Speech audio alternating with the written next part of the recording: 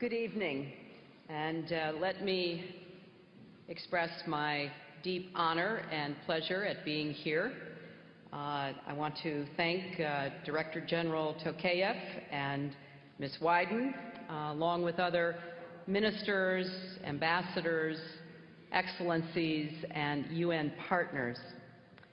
This weekend, we will celebrate Human Rights Day, the anniversary of one of the great accomplishments of the last century.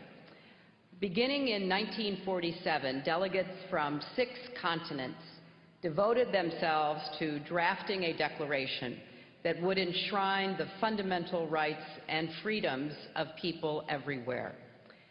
In the aftermath of World War II, many nations pressed for a statement of this kind to help ensure that we would prevent future atrocities and protect the inherent humanity and dignity of all people. And so the delegates went to work. They discussed, they wrote, they revisited, revised, rewrote for thousands of hours. And they incorporated suggestions and revisions from governments, organizations, and individuals around the world. At 3 o'clock in the morning on December 10th, 1948, after nearly 2 years of drafting and one last long night of debate, the President of the UN General Assembly called for a vote on the final text. 48 nations voted in favor, 8 abstained, none dissented, and the Universal Declaration of Human Rights was adopted. It proclaims a simple, powerful idea. All human beings are born free and equal in dignity and rights. And with the Declaration, it was made clear that rights are not conferred by government. They are the birthright of all people. It does not matter what country we live in, who our leaders are, or even who we are. Because we are human, we therefore have rights. And because we have rights, governments are bound to protect them. In the 63 years since the Declaration was adopted, many nations have made great progress in making human rights a human reality. Step by step, barriers that once prevented people from enjoying the full measure of liberty, the full experience of dignity, and the full benefits of humanity have fallen away. In many places, racist laws have been repealed. Legal and social practices that relegated women to second-class status have been abolished. The ability of religious minorities to practice their faith freely has been secured. In most cases, this progress was not easily won. People fought and organized and campaigned in public squares and private spaces to change not only laws but hearts and minds. And thanks to that work of generations, for millions of individuals whose lives were once narrowed by injustice, they are now able to live more freely and participate more fully in the political, economic, and social lives of their communities. Now, there is still, as you all know, much more to be done to secure that commitment, that reality and progress for all people. Today, I want to talk about the work we have left to do to protect one group of people whose human rights are still denied in too many parts of the world today. In many ways, they are an invisible minority. They are arrested, beaten, terrorized, even executed. Many are treated with contempt and violence by their fellow citizens, while authorities empowered to protect them look the other way, or too often even join in the abuse. They are denied opportunities to work and learn, driven from their homes and countries, and forced to suppress or deny who they are to protect themselves from harm. I am talking about gay, lesbian, bisexual, and transgender people, human beings born free and given, bestowed equality and dignity, who have a right to claim that, which is now one of the remaining human rights challenges of our time. I speak about this subject knowing that my own country's record on human rights for gay people is far from perfect. Until 2003, it was still a crime in parts of our country. Many LGBT Americans have endured violence and harassment in their own lives, and for some, including many young people, bullying and exclusion are daily experiences. So we, like all nations, have more work to do to protect human rights at home. Now, raising this issue, I know, is sensitive for many people, and that the obstacles standing in the way of protecting the human rights of LGBT people rest on deeply held personal, political, cultural, and religious beliefs. So I come here before you with respect, understanding, and humility. Even though progress on this front is not easy, we cannot delay acting.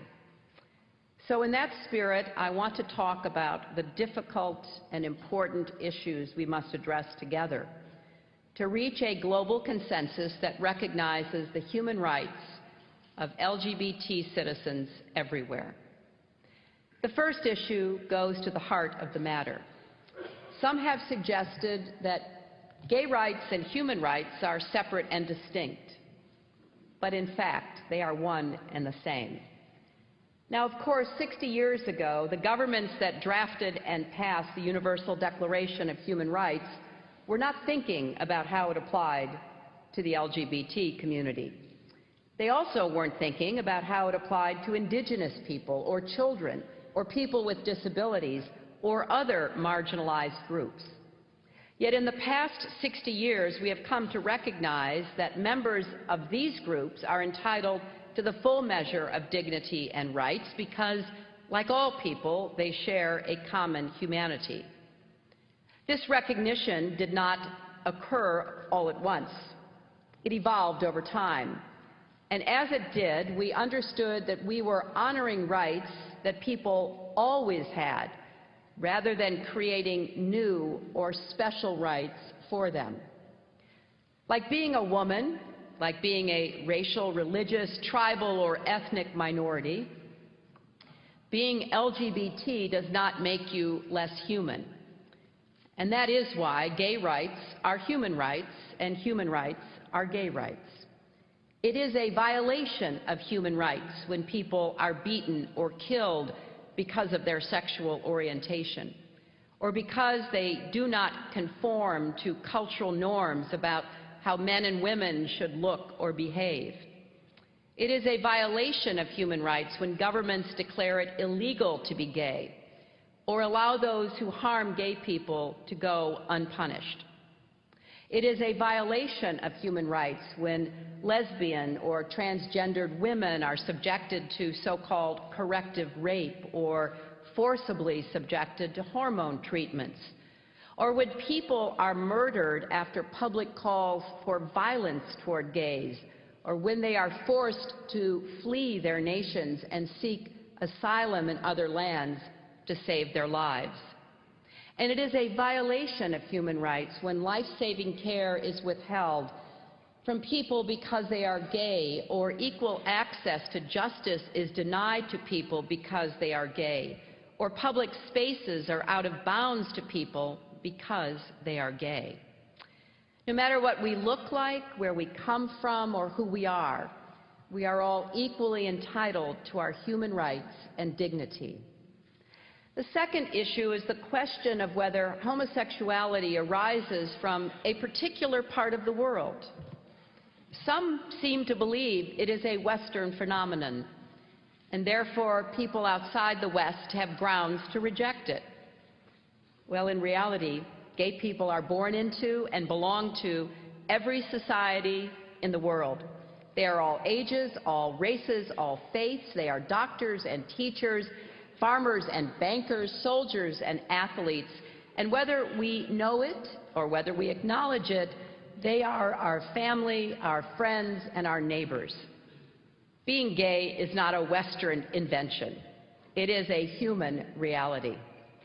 And protecting the human rights of all people, gay or straight, is not something that only Western governments do. South Africa's constitution, written in the aftermath of apartheid, protects the equality of all citizens, including gay people.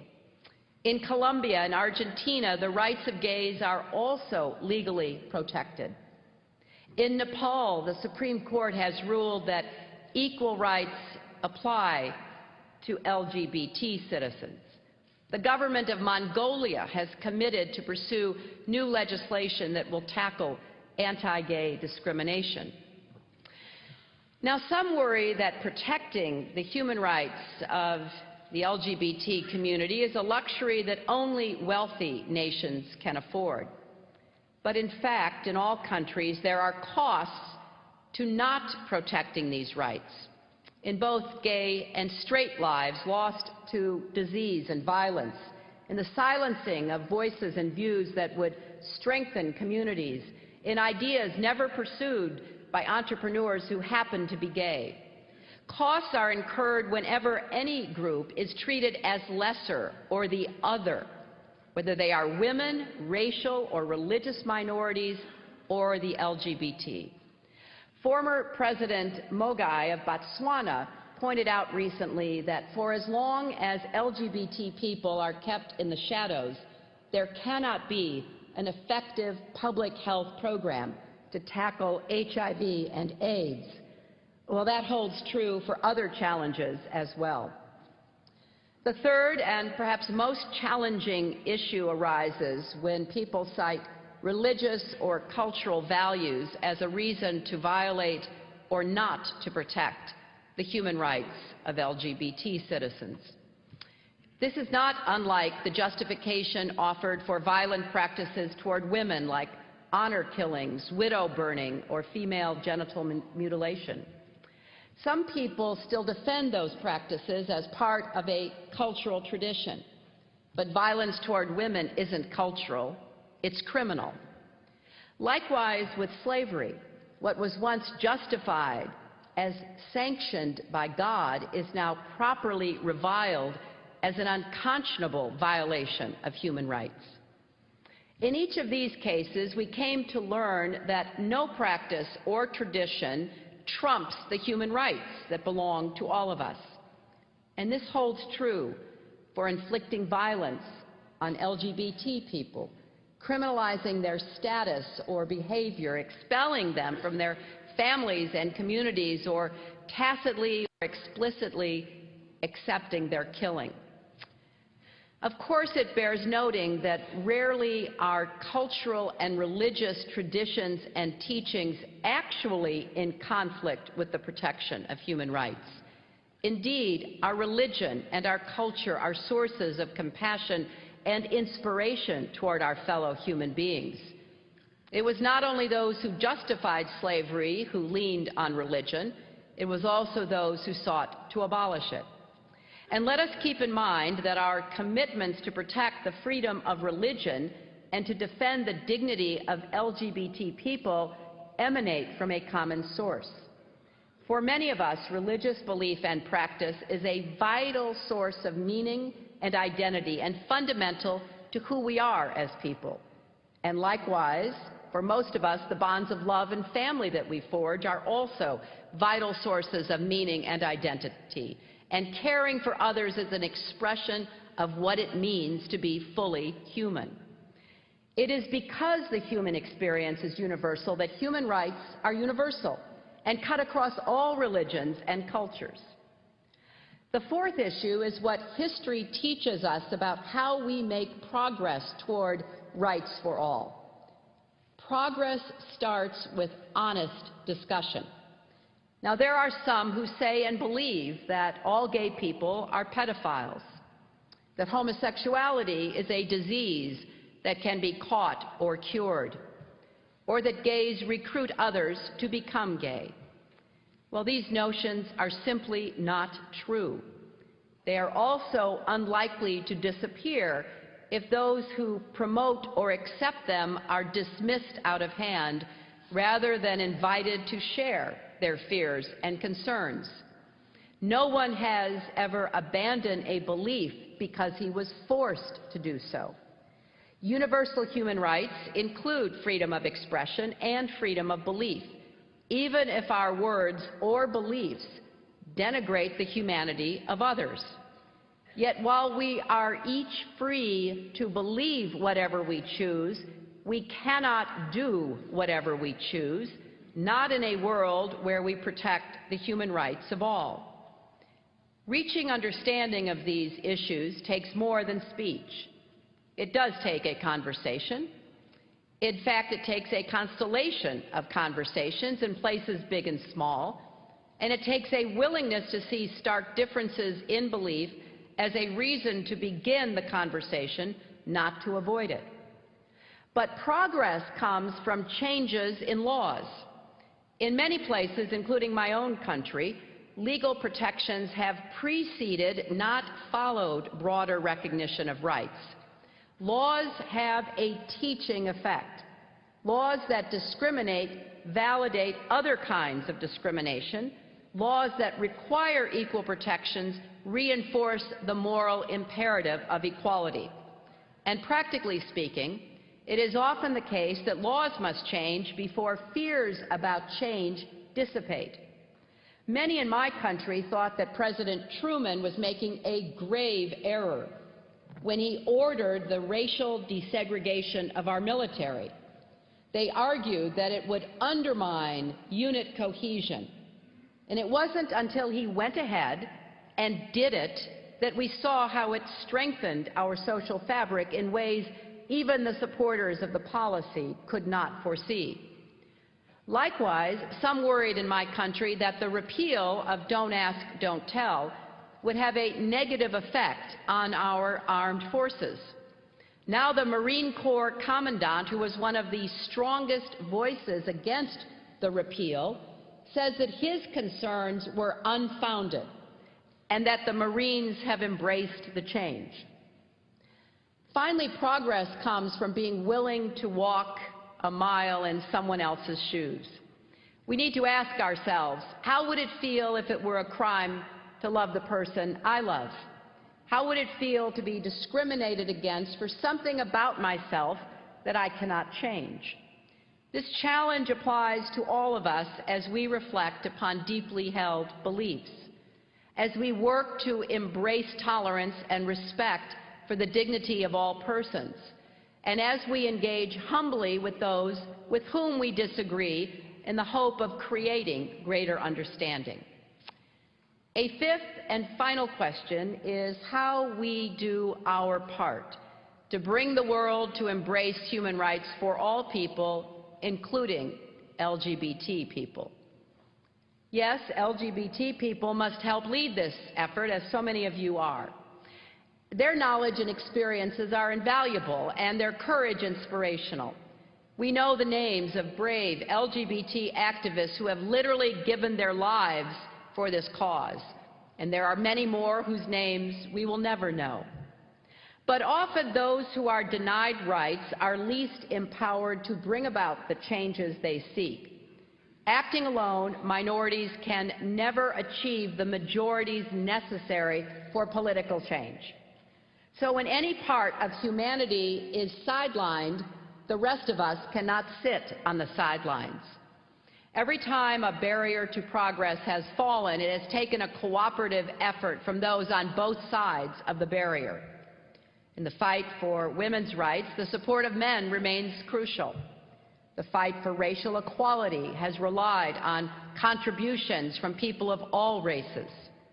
Combating Islamophobia or anti-Semitism is a task for people of all faiths, and the same is true with this struggle for equality. Conversely, when we see denials and abuses of human rights and fail to act, that sends the message to those deniers and abusers that they won't suffer any consequences for their actions, and so they carry on. But when we do act, we send a powerful moral message. Right here in Geneva, the international community acted this year to strengthen a global consensus around the human rights of LGBT people.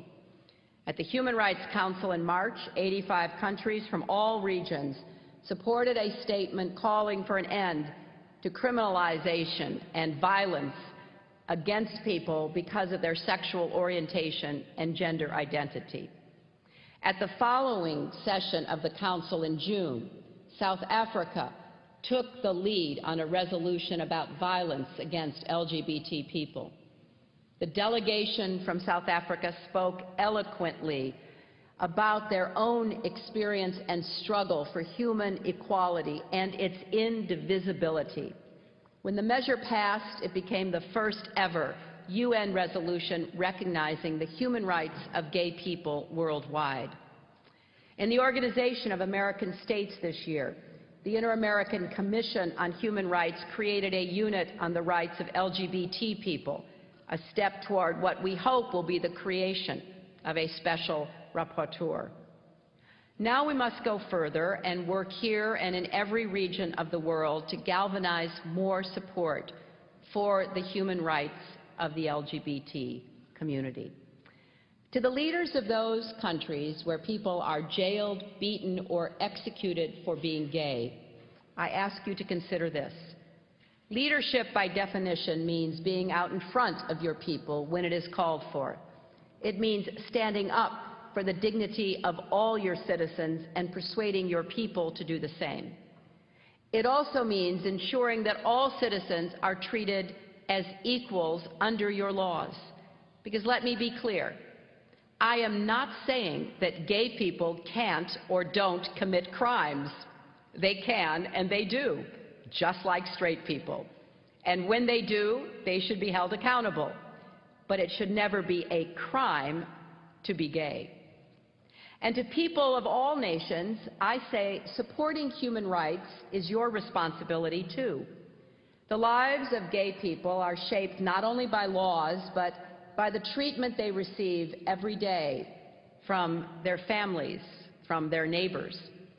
Eleanor Roosevelt, who did so much to advance human rights worldwide, said that these rights begin in the small places close to home, the streets where people live, the schools they attend, the factories, farms, and offices where they work.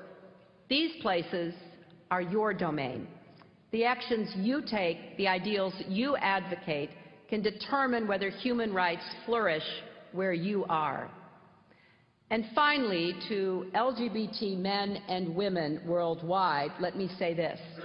Wherever you live and whatever the circumstances of your life, whether you are connected to a network of support or feel isolated and vulnerable, please know that you are not alone.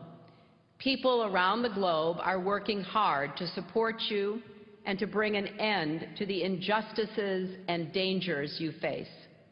That is certainly true for my country, and you have an ally in the United States of America, and you have millions of friends among the American people. The Obama administration defends the human rights of LGBT people as part of our comprehensive human rights policy and as a priority of our foreign policy. In our embassies, our diplomats are raising concerns about specific cases and laws and working with a range of partners to strengthen human rights protections for all. In Washington, we have created a task force at the State Department to support and coordinate this work, and in the coming months we will provide every embassy with a toolkit to help improve their efforts. And we have created a program that offers emergency support to defenders of human rights for LGBT people. This morning, back in Washington, President Obama put into place the first U.S. government strategy dedicated to combating human rights abuses against LGBT persons abroad. Building on efforts already underway at the State Department and across the government, the President has directed all U.S. government agencies engaged overseas to combat the criminalization of LGBT status and conduct, to enhance efforts to protect vulnerable LGBT refugees and asylum seekers, to ensure that our foreign assistance promotes the protection of LGBT rights, to enlist international organizations in the fight against discrimination, and to respond swiftly to abuses against LGBT persons. I'm also pleased to announce that we are launching a new Global Equality Fund that will support the work of civil society organizations working on these issues around the world.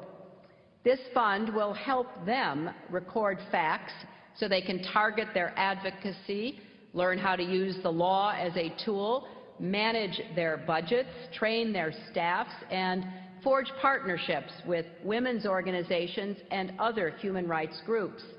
We have committed more than $3 million to start this fund, and we have hope that others will join us in supporting it.